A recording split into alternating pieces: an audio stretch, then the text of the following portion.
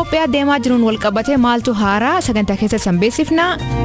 Durtaan woboo waraanii xumuramaa jira jedhu. I think now it's almost over and here also. Amma waan dhumatee fakkaata. Garaa Asoosaa fi Gambeellatti bal'isuuf carraaqaa jirra. Lolli salphaadha. Xumuraa jirra. Himaat Jawar Farraati jechi ragaalee abbaa alangaa maaliifaaf? Beellamni kan bulee waliyyata dhiyeessinee ture waliyyanni maalii bakka isaan hin jirretti akka ragaan dhagahamuu kan jedhudha. Adeemsa kenname dhoorkamee akka turuu kan. Kanaaf oduu dabalatan waliin tura an Asli Galgalo.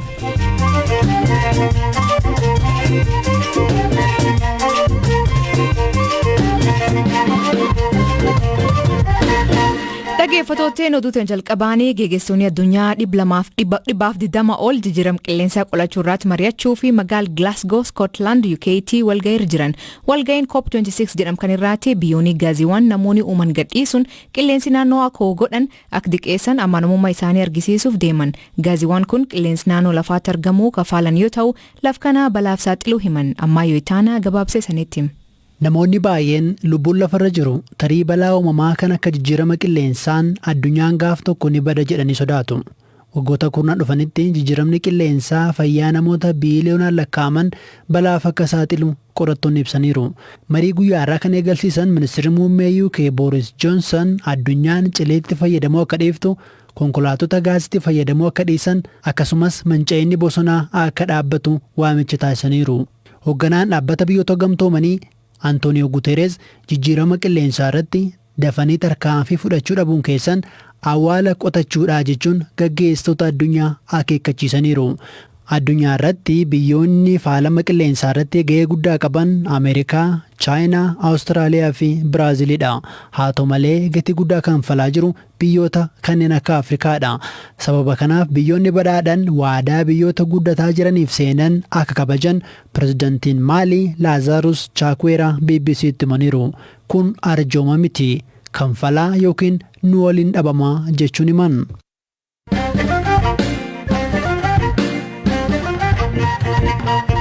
Lammiileen Itoophiyaa hundi dhimmi idilee isaanii yeroof tursiisanii humnaa fi meeshaa qabaniin gara waraanaa duulan ministeerri muummee Abiy Ahmad gaafate.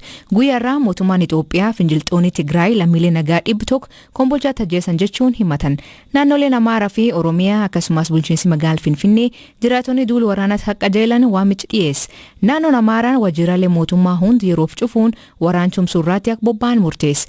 Murteen kun erga finciltoonni Tigraay magaalaa akka Dasee fi Kombolchaa Sanbataa fi Dilbaas to'achuun isaanii dhaga'ameen booda Ameerikaa fi gamtaan Awurooppaa lolii akka dhaabbatu waamicha dhiyeessanii jiran. Kan malee wanti biraa karaawwatu jira ammayyuu. Torban kana keessumaa Sanbata, Dilbata, Jimaata dabalate jechuudha. Har'asi wantoota hedduutu raawwate Itoophiyaa keessatti keessumaa gama kaaba Itoophiyaa jechuudha.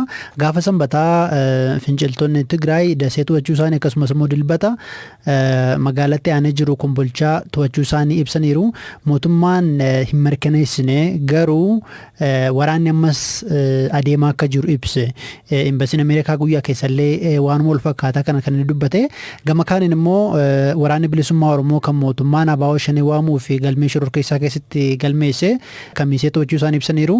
Garuu mootummaan ifatti kan hin mirkaneessine addatti immoo nuti bilbillee jiraatota mirkaneeffachuu hin dandeenye bilbillee waan cufaa ta'eef jechuudha.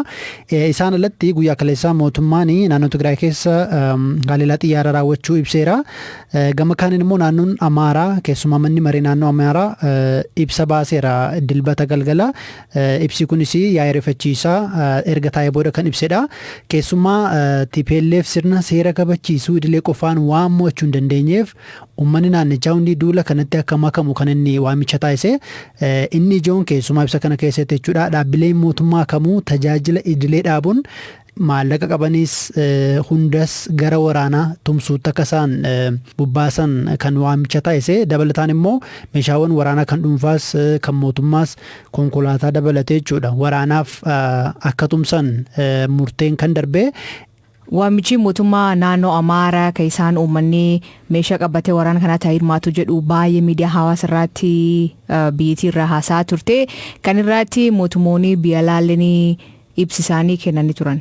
Eeyyeen Ameerikaan dhimmi hidhattoonni yookiin finciltoonni Tigraay dasee fi kombolchaa tolchuun isaanii ni addeesseera. Kuni lammiilee qeerraa buqqa'an akkasumas deeggarsa fedhaniif deeggarsa barbaachisu akka isaan geessineef danqaa uumaa akka mariitti deebi'an akka dhukaasii dhaabu kan Ameerikaan waamicha taasifte. Ibsa naannoo Amaaraa keessatti wanni biraan dabarre tokko maali? Naannoo Amaaraa keessa sa'aatii 2 booda socho'uun akka hin danda'amne uggurri taa'eera jechuudha. Isa booda ministeerri muummee Abiy Ahmed fuula feesbuukii isaan irratti wantoota ijoo jedhan dhimma waraana Itoophiyaa irratti barreeffama barreessanii turanii kanneen keessaa kan ijoo jechuu dandeenyu tokko qindoomina akka jiraatu lammata immoo namoonni ba'anii akka lolan sadaffaan immoo kanneen isaan keessa taa'anii qaama biraaf kan diinatti jedhaniif lolan yookiin immoo loogan akka ummati birratee to'atu yookiin immoo hordofu kan isaan waamicha taasisanii guyyaa irratti wanni oduun guddaan jiru ministeerri kominikeeshinii federaalaa Dr. Laggasaa Tulluu hidhattoonni yookiin immoo finciltoonni Tigraay kombolchaatti namoota 100 ajjeesaniiru jedhanii dubbataniiru qaama olabaarraa mirkaneessuu rakkisaadha jarri TPLFis dhimma kanarratti waan dubbatan hin qabanii gama kaaniin immoo jiraata tokkorraa daseetti BBC'n bilbilee akka odeeffatetti finciltoonni Tigraay dasee mana namaa balbalatti deemuun meeshaa waraanaa qabaachuu isaanii yookiin immoo humnoonni mootummaa jiraachuu isaanii gaafataa turanii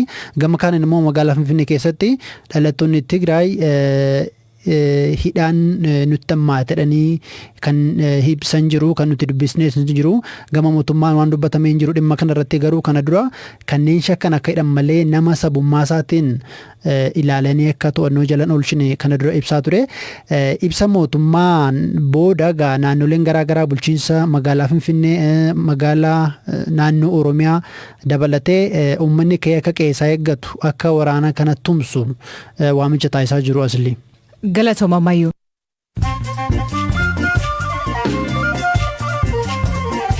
Dhaggeeffattoonni oduu gaggabaaboo addunyaa isanii dhiyeessaa jalqabaanii lolwalloota deemsifamirratti lammiileen biyya alaa hirmaatan jechuun ministeerri muummee Abiy Ahmed dubbachuu FBC'n galgala kan gabaas oduu kanirratti waan dabalataa bor qabannee isaniif dhiyeessin.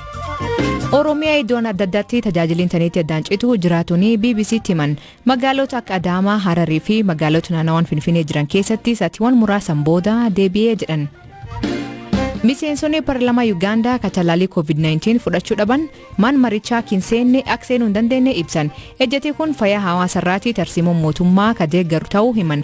Pireezidantii Uganda Yoweri Museveniin lammiileen isaa talaalii fudhachuu irratti shakkii qabaachuu ibsa. Garuu dhuma waggaa kanaatti namoonni miliyoona 12 akka talaalamuu hime.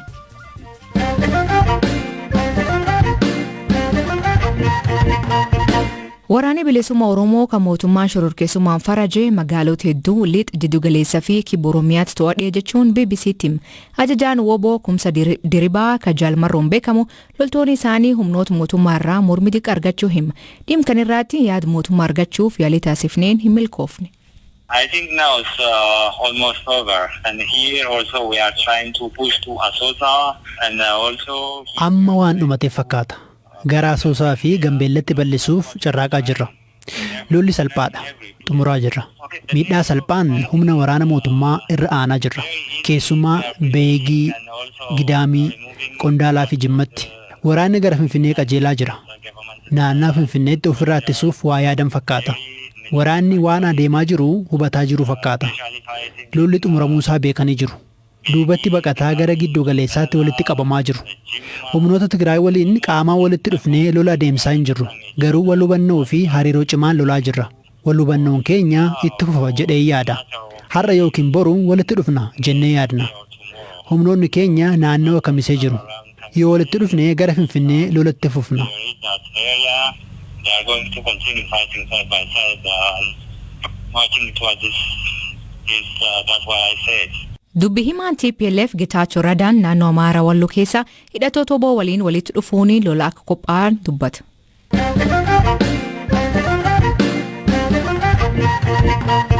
Galmee obbo Jawaar Mohaammed Farraatti jechi ragaalee abbaa alangaa aduun dhagaamini haf manni murtii olaanaa federaalaa guyyaa irraa eegalee jechi ragaalee abbaa alangaa dhaga'uu fi beellam qabatee ture. Haa ta'u malee dhimmi himatamtoota bakki isaan hin jirreetti ilaalamuu hin qabu jechuun abukatoon isaanii oliyyannoo galfachuu himan. Abukatoo isaanii keessa tokko taa'e obbo Kaadir Bulloo ragaaleen maaliif hin dhagaamin ka jedhirraatti akkan jedhu.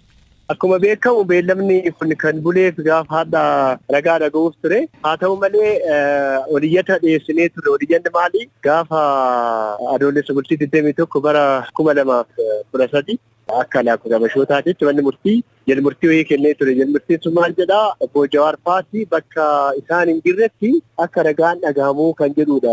Adeemni kan kenname jalmurtiin jechaadha. Egaa isarratti komii dhiyeessinee ture mana murtii waliigala federaalaati. Akkaatuma kanaan beellamni keenya kan qabamee fi ufafoo gaafa sadaasa bultii torbaatti qabame komii keenya dhageessisuuf. Egaa achaas gaafa yoo kan ragaan amma dhagahamuu kan fufu taate egaa komii dhiyeessine san gatii waan dhabuufi kanaafuu dhoorkaan nuuf haa kennamu jennee gaafa konkolleessa 17 2014 mana murtiititti hamma iyyata dhiyeessine akkaatuma kanaan manni murtii maal jedhee hamma manni murtii waliigalaa komii amma nu dhiyeessine kana irratti murtii tokko kennutti dhagaa dhagahuun bakka isaan hin jirre ragaan haa dhagahamu kan jedhame kun dhoorkamee akka turuu kan jedhu ajaja kennee yeroon beekamne haga manni murtii waliigalaa achi ajaji biraa kennutti hagasiin cufanee ta'a jechaadha. Gaafa manni murtii waliigalaa ajaja biraa kenne qofa itti fufaa jechaadha falmiin bu'uuruma kanaan hadhaa dhaddachi na deemsifamne jechaadha kana wal barsiin jiru.